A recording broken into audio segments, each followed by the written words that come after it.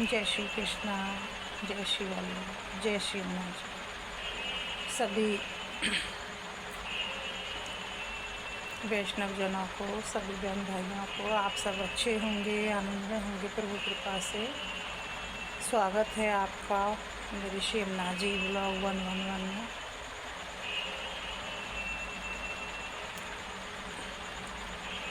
सवा 1 बज रहा है, 2 तारीख हो चुकी है, 9वां महीना आषाढ़। वो ही नित्य की तरह अपना जो भी है, तो दिन में समय नहीं मिलता, सुबह प्रभु की सेवा रहती है। और ये श्री यमुना जी ब्लॉग 111 ये अपना जो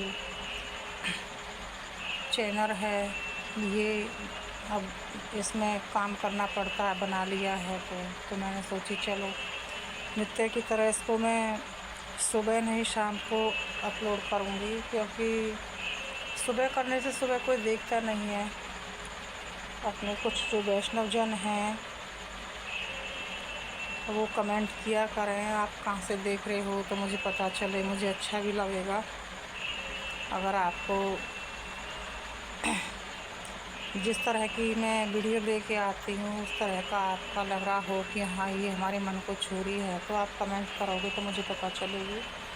आज किसी ने एक कमेंट किया था, जय श्री कृष्ण सखी, बहुत अच्छा लगा मेरे को। सखी कह रही थी, पता नहीं कौन अलौकिक स्वरूप थी, पता नहीं, भगवान जाने। नाम तो उसमें पता ही नहीं चला कौन थी, कुछ अटपटा नाम था, लेकिन अच्छा लगा बहुत ज़्यादा।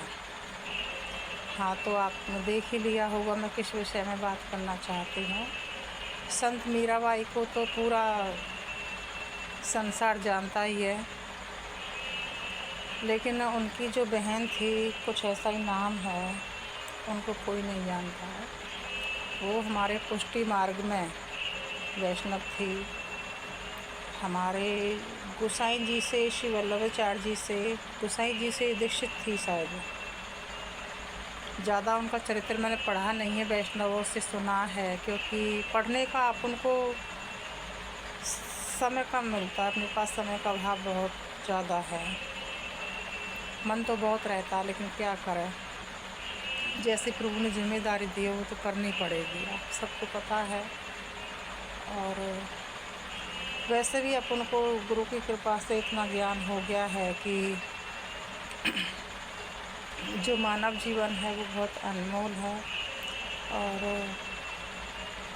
जब ये मन संसार में रहता है तो कैसी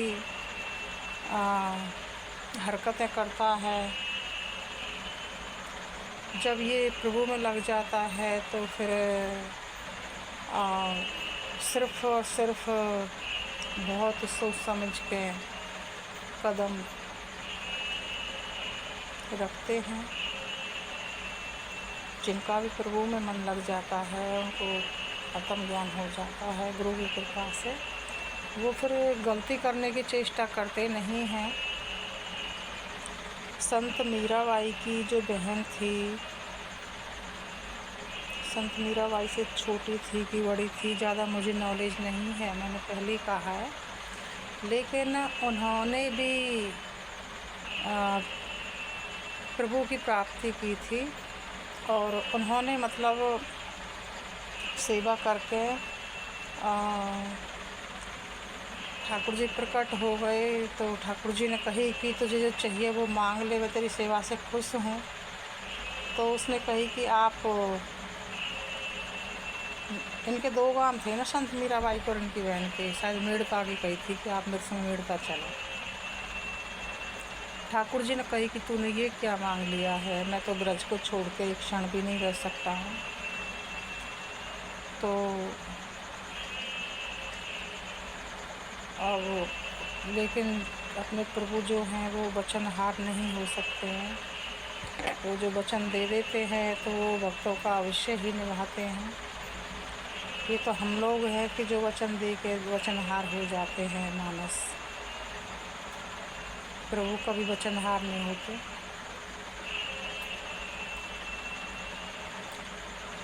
लेकिन प्रभु ने एक शर्त रखी कि मैं नित्य प्रति नाइट में, रात में मैं अपने ब्रज में ही मतलब विश्राम करूँगा।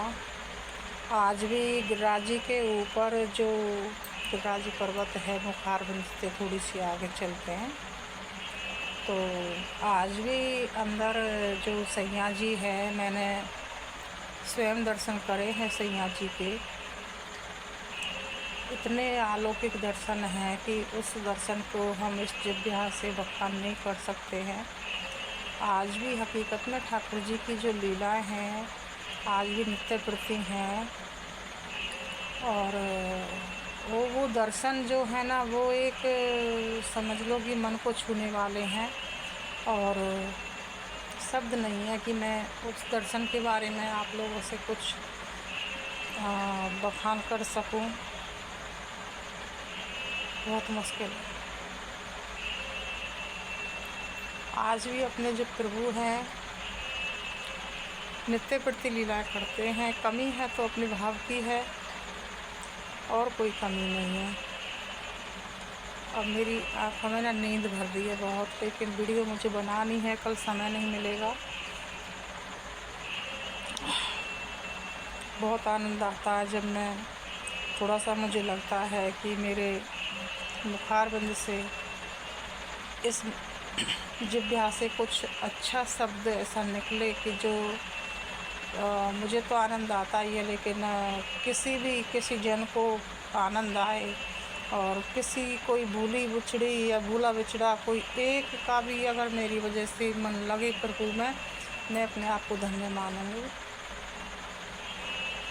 तो मैं 2-3 बार दर्शन करके आई हूँ, क्योंकि अपन ब्रजवासी को आज्ञा दी है वल्लभ ने कि ब्रजवासी ऊपर चढ़ सकते हैं। अपन भी कुछ अपराध सही मानते हैं, लेकिन प्रभु से क्षमा प्रार्थी मांग लेते हैं कि प्रभु क्षमा प्रार्थी है।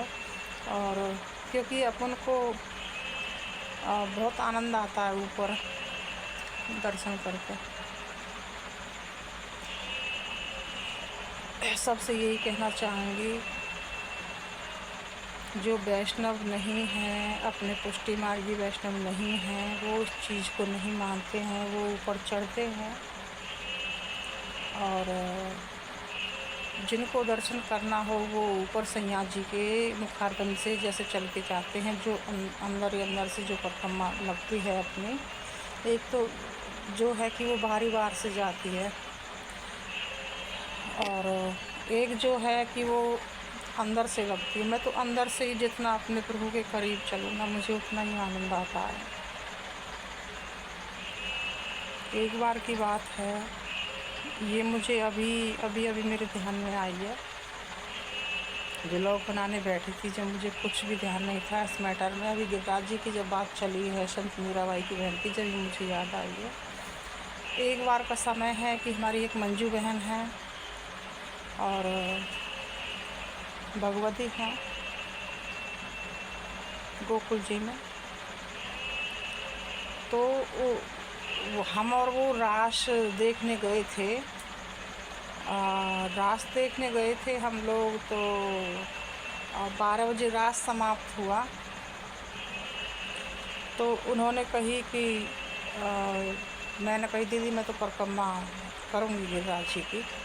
तो बोली अकेली? मैंने कि अकेले कहाँ हैं प्रभु, अपने उनकी जिनकी हम परिक्रमा करने जा रहे हैं वो सर्वशक्तिमान हैं, तो अपन को संशय नहीं करना चाहिए, और अकेले है ही नहीं अपन। बहुत आनंद, वो उस शब्द को तो मैं मतलब बखान कर नहीं सकती हूँ कि मतलब। और ठाकुर जी कुछ ऐसा दिखाते हैं कि ताकि हमारा भाव बढ़े और उनकी जितना जल्दी हो सके उनकी शरणागति हो जाए।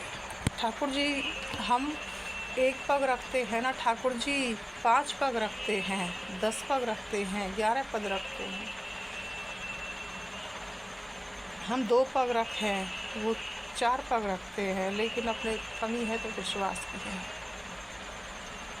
तो जैसे मैं गई तो स्वयं पता नहीं ठाकुर जी परीक्षा ले रहे थे कि क्या थी, लेकिन मुझे, मैं सच बोल रही हूँ, बिल्कुल भी मुझे भय नाम की चीज़ नहीं थी। अंदर से मैं परिक्रमा कर रही थी। 12 बजे के बाद की बात है। मंजू दी तो आ गई थी, ऑटो लेके गए थे हम लोग। रास में भी हमें बहुत आनंद आया था। हकीकत में महाराज था गिरिराजी में। रमन रीति जो है गिरिराजी में, जतिपुरा में जो रमन रीति है उसी की बात है। जतिपुरा में नहीं, पहले ही मुखारबिंद से बहुत पहले जब एंट्री करते हैं ना, उसके बाद ही पड़ती है। क्या नाम है, कुछ ऐसा ही नाम है। रमन रीति जो है वही है। 5 रमन रीति हैं ब्रज में। एक वृंदावन में है, एक अपना यहीं है रमन रीति में, और एक गिरिराजी में है, और पता नहीं कहाँ कहाँ। तीनन के मैंने दर्शन करे। तो जैसे मैं एंट्री किया मैंने परिक्रमा करना, तो उसके बाद जैसे कच्ची जो परिक्रमा अंदर से जो देते उसमें मैंने एंट्री कर लिया था गिरिराजी को दंडवत प्रणाम करके। उसके बाद 2 जने आए तो उन्होंने मेरे से कही, आप कौन हो और अकेली हो? तो मैंने कही कि आपको अकेली दिख रही हूँ मैं। तो आप तो अकेले ही दिख रहे हो। तो मैंने कि आपको वो नहीं दिख रहे हैं कि सर्वशक्तिमान प्रभु जिनकी हम परिक्रमा कर रहे हैं? तो चुप हो गए वो। मैं आगे आगे, वो पीछे पीछे। कुछ टाइम चले मेरे संग वो, ऐसे चले होंगे करीब 1-8 किलोमीटर। उसके बाद मुझे वो दिखाई नहीं दिए, कहाँ गुम हो गए। तो एक बार तो मुझे लगा कि कुछ ऐसे ही होंगे शायद, कुछ पता नहीं कौन थे, कुछ जिनकी नीयत कुछ ख़राब होती है वो थे कि कौन थे, कुछ बोलते लेडीज़ों के चक्कर में। तो फिर मैंने सोची कि यार इतनी रात में और ऐसे लोग कहाँ से आए, अपनी नींद को क्यों ख़राब करेंगे? उनको क्या पता थी कि एक अकेली महिला मिलेगी हमें। और वो परिक्रमा में से ही मुझे दिखे थे, ऐसा भी नहीं है कि वहाँ से मेरे पीछे लग गए होंगे। तो फिर पीछे मतलब एक मैं वो चीज़ बताने को जा रही हूँ आप लोगों को, ताकि आप लोगों को भाव पड़े। लेकिन मैं बता के अपना नुकसान तो कर लेती हूँ, पर मेरे पेट में ना कुछ भी रुकती नहीं है, चाहे गलत बात हो चाहे सही बात हो। तो उसके बाद वो तो गुम हो गए। फिर आगे मुझे पूछरी के लौठा के आसपास मुझे बहुत सारी राजस्थानी महिलाएं मिली थी। वहाँ से मैंने उनका संग पकड़ लिया। उसके बाद जैसे पूरी परिक्रमा करके आई थी मैं, ऐसा नहीं है कि मैंने आधी परिक्रमा की थी। उसके बाद जैसे मैं सुबह आई, सुबह नहीं, हाँ सुबह ही हो गई थी शायद, क्योंकि 12, 1, 2, 3, 4, 5 सुबह ही हो गई थी। सुबह मैं आई और शायद मुझे इतना ज़्यादा ध्यान नहीं है कि दिन में मैं सोई कि नहीं सोई, लेकिन मुझे नाइट की ध्यान है कि जब मैं नाइट में सोई उसके बाद मैं सुबह जगी, जैसे नित्य प्रति जगते हैं। तो मैं यही मतलब भूल गई, मुझे यही ध्यान नहीं था कि मैं परिक्रमा देने गई थी। कल आप लोग विश्वास नहीं करोगे, आप लोग सोचोगे मैं चढ़ा के बात कर रही हूँ। इतने कृपालु हैं ठाकुर जी। जब हम तन मन से कोई कार्य, एक तो जाता है हमारा शरीर, एक जाता है हमारा मन। मेरा शरीर भी गया था और मेरा मन भी गया था। आप जब परपंच करते हैं ना वहाँ पे और चले जाते हैं, पर दोनों चीज़ होनी चाहिए। शरीर भी जा रहा है तो शरीर भी वहाँ है और मन भी रहना चाहिए। मन बहुत ज़रूरी है। कोई परपंच नहीं था, कोई कुछ नहीं था। इतना आनंद आया मैं शेयर नहीं कर सकती हूँ। जबकि मैं तो, मेरे छाले पड़ जाते, उस टाइम पे मेरे छाले भी नहीं पड़े थे। और इतना मतलब कि उस आनंद का मैं बखान नहीं कर सकती हूँ। तभी मैं कहती हूँ सबसे कि कमी है तो हमारे विश्वास की है, प्रभु की कोई कमी नहीं है।